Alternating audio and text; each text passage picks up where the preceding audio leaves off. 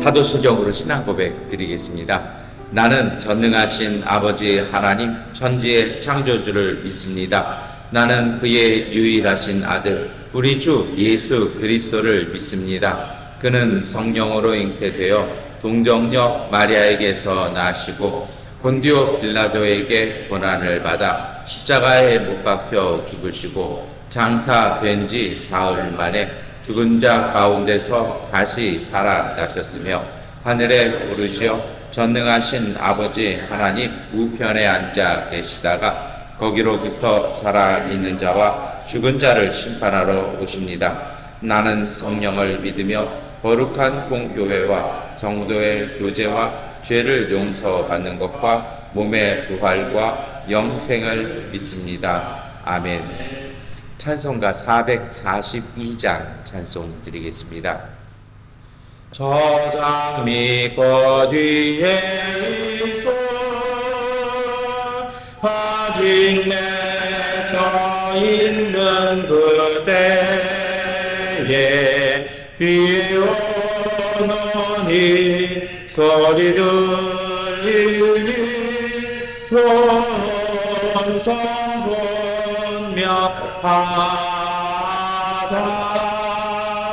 손성분명하다 주님 나와 동행을 하면서 나를 친구 삼으셨네. 우리 서로 받은 그 기쁨은 알 사람이 없도다. 그 정한 주의 음성 오는 새로 잠잠케 한다. 내게 들리던 주의 음성이 놀기에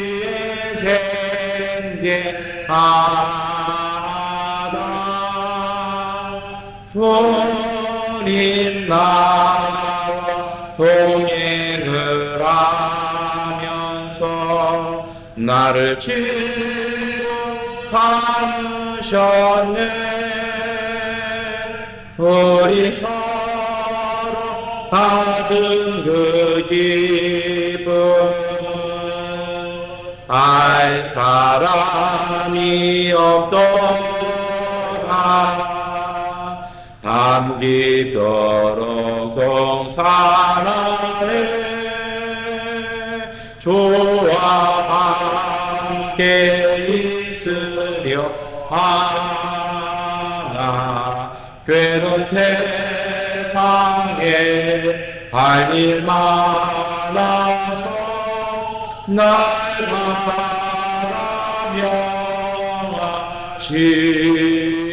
바라며신다. 주님 나와 동행을 하면서 나를 친구 삼으셨네.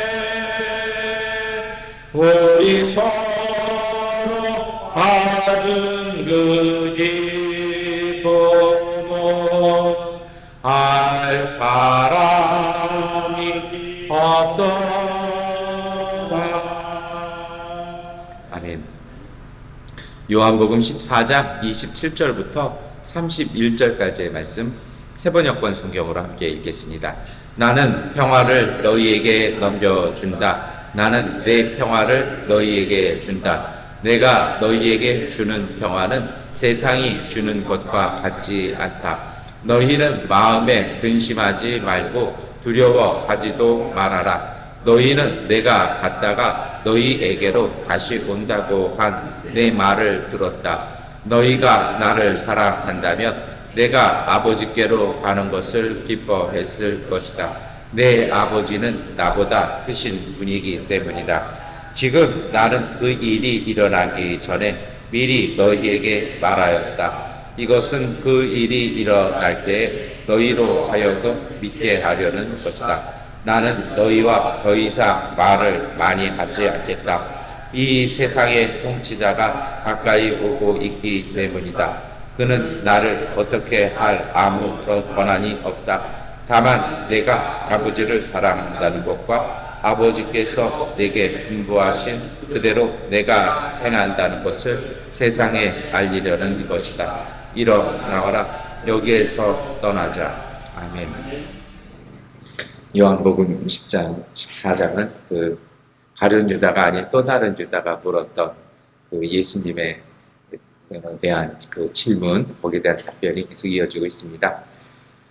여러분, 오늘 예수님께서는 평화를 넘겨주신다고 하십니다. 그래서 이 평화가 세상과 같지 않다라고 이렇게 말씀을 하십니다. 보통 사람이 살아가면서요, 오늘 우리는 어디에서 많이 이렇게 집중하게 되냐면요, 환경에 자꾸 집중을 합니다. 과연 내가 지금 있는 이 환경이 내 삶을 살아가는데 유익하냐라는 것이죠. 그리고 또 안전하냐라는 것입니다. 그래서 그 상황이 뭔가 조금 안 좋아지고 불안해지면 우리는 불안해하고 두려워집니다. 소식이 들리면 무서워할 수밖에 없죠.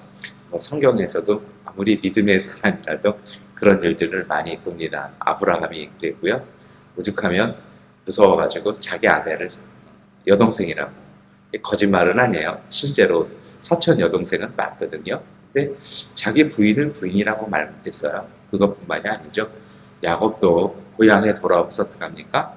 자기 형 에서가 400명과 함께 온다는 이야기를 듣고 그를 무서워서 두려워합니다.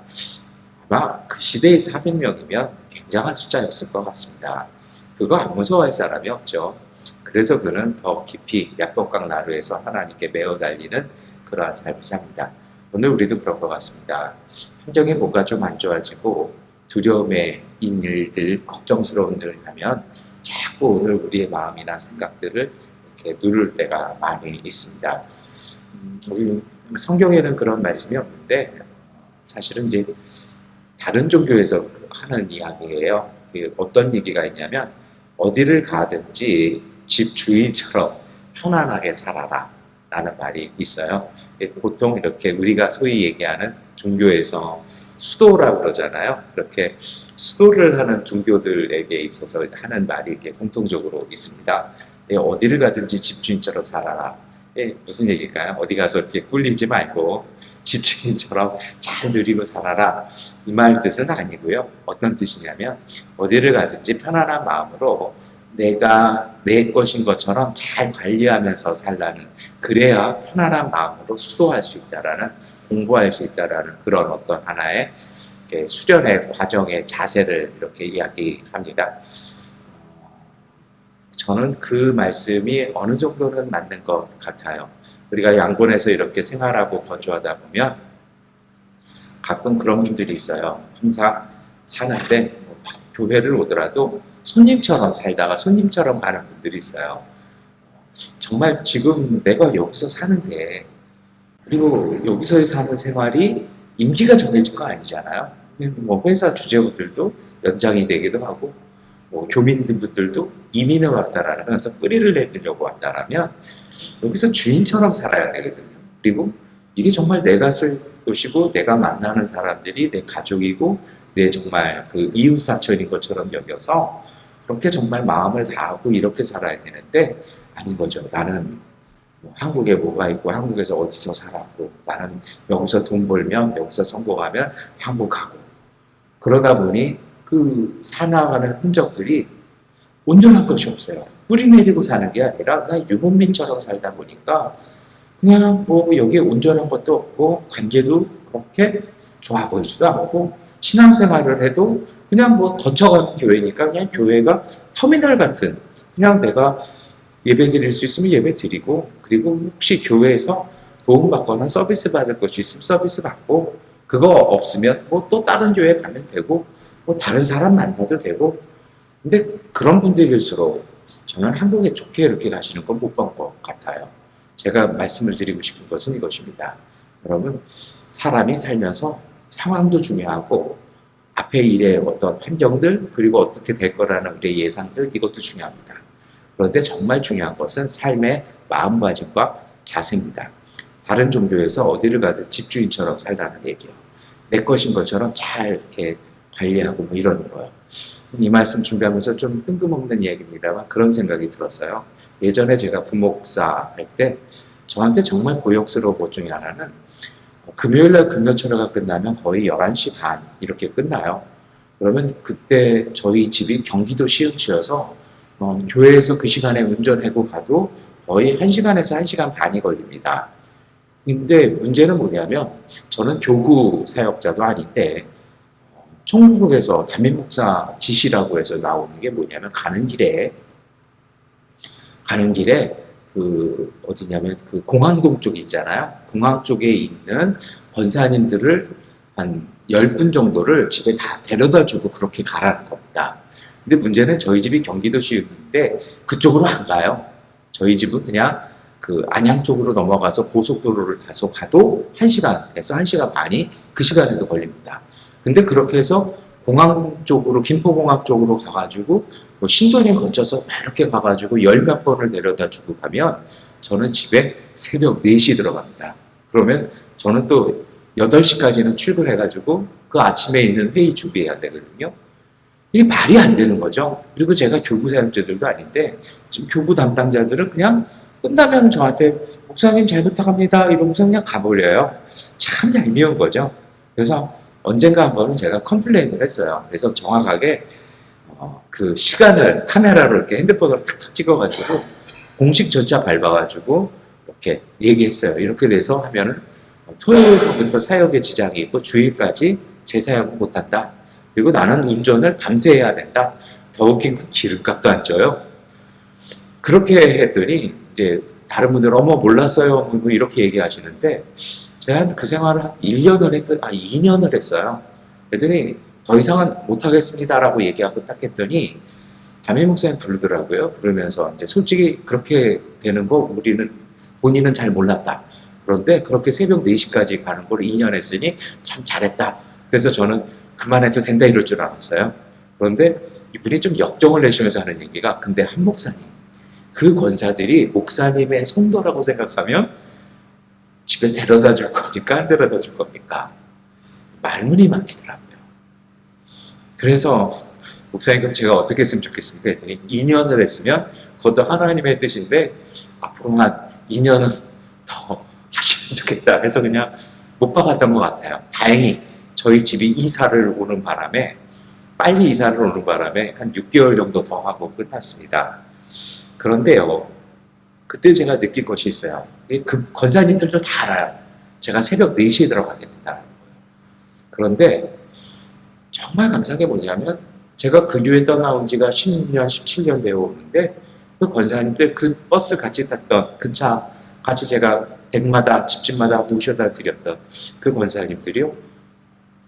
16년, 17년 내내 아직도 기도를 해주시고 계신다는 거죠. 저한테는 정말 소중한 기도의 동역자들이기도 합니다. 제가 드리고 싶은 이야기는 이겁니다. 여러분, 상황이나 환경이 중요한 것이 아니라 오늘 마음가짐을 통해서 하나님은 일하십니다. 그런데 그러한 마음으로 본다라면 오늘 이야기요. 이 평화라는 것, 어제도 말씀을 드렸습니다. 평화는 생명의 기운이 움돋는 것입니다. 생명의 기운이 돌아서 그 속에서 삶이 자라나고 생명이 자라날 수 있는 게 평화이죠. 예수님은 오늘 우리에게 그 평화를 남겨주셨습니다. 그래서 오늘 우리가 삶을 살아가면서 집중해야 될 것이 있습니다. 그것은 바깥에서 일어나고 우리의 귀에 보이고 우리 눈에 보이고 귀에 들리는 것이 아니라 우리 속에 있는 평화를 소중히 여겨야 할 것입니다. 전쟁 났을 때 군인들에게 제일 소중한 것이 무엇입니까? 총을 챙기는 거죠. 그리고 그 총에 이물질이 들어가지 않도록 뭐 물이라도 비라도 오면은 그것을 관리하는 게 군인들인 것처럼요.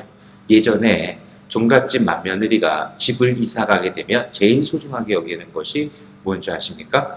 그것은 이 불을 꺼뜨리지 않는 것입니다. 예전에 그렇게 불 피우기 어려웠잖아요. 이렇게 화로에 담겨있는 종갓집의 그 화롯불, 그걸 지키는 게 사실은 종갓집 며느리의 역할인 것처럼 다른 거는 못해도 그거 하나는 꼭 챙겨 나가는 것처럼요. 예전에 우리가 뭐 전설의 고향이나 사극에서 나오던 이야기입니다만 옛날에 금고 없던 때 돈이나 중요한 땅 문서 다 어디다 둡니까? 베개 속에다 이렇게 넣었죠. 집안에 불 나면 그 베개부터 들고 나오는 것처럼요. 오늘 우리 삶 속에 가장 중요한 것이 있습니다. 그것은 바로 예수님께서 오늘 우리에게 주신 평화입니다. 세상이 어떻게 됐든 어떤 일이 벌어지든 어떤 흉흉한 소문이 들리고 어떤 협박이 있고 위협이 있다 할지라도 예수님께서 우리에게 주셨던 그 평화를 가슴속 깊이, 마음속 깊이 삶의 한가운데 모시는 것, 그것을 통해서 오늘 우리는 하나님의 은혜 안에 살아가게 되는 것입니다. 왜 그러냐고요? 평화는 생명이 자라날 수 있는 것입니다. 삶이 자라나는 그 힘, 그 은총이 깃들어져 있는 것입니다. 때에 따라 없어질 수도 있고 때에 따라 빼앗길 수도 있고요. 때에 따라 넘어질 수도 있고 다칠 수도 있습니다. 그런데 중요한 것은 그게 끝이면 그게 제약이지만 그러나 그게 끝이 아니라면요. 빼앗겼어요. 그러나 하나님 주신 생명의 그 기운들, 그 힘들, 그 은총이 오늘 우리 가운데 임하기 시작할 때 그 하나님의 주시는 생명의 은총은 우리로 하여금 빼앗긴 것 속에 다시 새 것이 돋아나게 할 것입니다. 우리가 다칠 수도 있습니다. 그러나 하나님께서 주시는 그 평화, 그 생명의 힘은 오늘 우리의 삶 속에서 다시 그 다쳤던 그 상처 속에서 새 살 돋고 새 힘보다 더 건강한 모습으로 서게 하실 것입니다. 때로는 마음이 상할 수도 있고요. 때로는 사람을 잃을 수도 있습니다. 그러나 오늘 우리 속에 하나님의 아들 예수께서 주신 그 평화, 그 생명의 은총이 함께할 때 하나님께서는요. 그 사랑을, 그 아픔을 위로해 줄 수 있는 하나님의 사람들을 통해서 오늘 우리 가운데 위로해 주실 것입니다. 이삭이 어머니를 잃었습니다. 아버지는 이미 후처 얻어가지고 멀리 떨어져 다른 아들과 함께 살 때 이삭은 어머니가 살았던 그 장막 지키며 혼자 외로이 살았습니다. 그가 그 장막 지켜나가고 있을 때 하나님께서는 리브가라는 그의 아내를 통해서요. 한눈에 보고 좋아서 일평생을 리브가와 함께 살아가는 이삭에게 주셨던 위로를 오늘 우리 가운데 더해 주실 것입니다. 평화라는 말이 그래요. 이게 든든한 마음이잖아요. 안심하는 마음이잖아요. 그래서 뭔가 누군가 얘기했을 때 괜찮다고 양보해 줄 수 있는 마음이잖아요. 왜 그런가요? 그것은요. 빼앗겨도 그것이 다시 차오르고 뭔가 터져서 새어나간다 할지라도 다시 새롭게 돋아날 수 있다는 것을 알기 때문에 오늘 우리의 마음과 영혼이 그게 그렇게 크게 동요하지 아니하는 것처럼 평화라 그런 것입니다. 이 평화를 예수님께서 오늘 우리 가운데 주셨습니다. 삶을 살아가면서 여러분 우리가 정말 신경 써야 될 것은 우리 은행 통장에서 잔고가 얼마나 남았는지 내 금고에 현금이 얼마나 남았는지 내가 아끼고 내가 함께 할 수 있는 사람이 몇 사람이 남아있는지를 그것도 중요하겠죠. 그러나 정말 소중한 것은 예수께서 오늘 우리에게 선물로 주신 이 평화가 우리 가운데 소멸되어지지 아니하도록 오늘 우리의 마음과 삶을 잘 돌보고 그 평화를 지켜나가는 것이 중요할 것입니다. 평화라는 것이 그렇게 크지도 않습니다. 잡을 수도 없고 눈에 보이지도 않죠. 정말 작아 보이는 마음이고 작아 보이는 영적인 은총입니다. 그런데 그 평화를 통해서 오늘 우리의 삶이 온전해질 수 있음을 기억하시기 바랍니다. 마지막 이야기 하나를 더 드리겠습니다. 어떻게 해야 할까요? 그것은 바로 저는 31절 말씀이라고 생각합니다. 이 31절 말씀 함께 읽겠습니다. 다만 내가 아버지를 사랑한다는 것과 아버지께서 내게 분부하신 그대로 내가 행한다는 것을 세상에 알리려는 것이다. 일어나거라 여기에서 떠나자. 아멘. 예수님께서는 이렇게 사신 것입니다. 많은 말들, 많은 이야기로 예수님의 삶을 이야기할 수 있습니다. 그런데 그 예수님의 삶을 단 한마디로 응축해 놓은 것이 이 31절 말씀입니다. 그것이 무엇입니까? 하나님을 전적으로 사랑하며 하나님의 말씀, 하나님께서 우리에게 가르쳐 주신 말씀을 그것을 그대로 행하는 것, 그거 외에 없다라는 것입니다. 다른 복음서에서는 이것이 율법의 근본 요체라고 얘기합니다. 그리고 오늘 요한복음에서는 예수님은 나도 이렇게 살았다라는 것입니다. 오늘 다른 유다가 아닌 다른 유다가 어디로 가시냐라고 왜 세상에 알리지 않냐라고 예수님께서 말씀하시지 않았습니까? 메시아로서의 길, 그리스도에 이르는 구원의 길은 바로 이런 것이라는 것입니다. 그 평화는 이렇게 지켜진다라는 것입니다. 이제 제자들은 예수님을 곧 볼 수 없게 됩니다. 그러나 예수님이 하시는 말씀이 있죠.